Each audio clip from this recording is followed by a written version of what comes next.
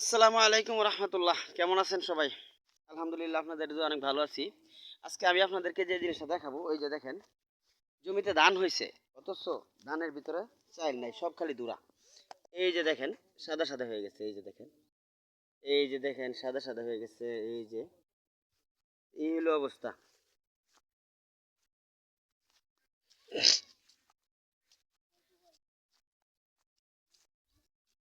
এই যে দেখেন কি অবস্থা, সাদা সাদা হয়ে গেছে, ভিতরে চাইল নাই।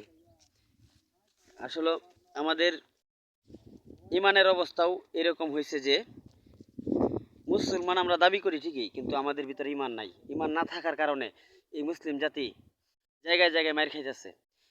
যেই জায়গায় মনে করেন ফিলিস্তিনের যুদ্ধ চলতেছে, অথচ আমাদের মুসলিম জাতি সৌদি আরব, আমাদের জাতি ভাই, তারা নাকি ডিজে পার্টি চলতেছে ওই দেশে, আনন্দ, হাই রে আনন্দ।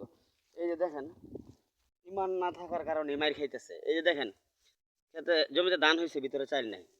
চাইল না থাকলে ধানের যেমন মূল্য নাই, ইমান না থাকলে মুসলমান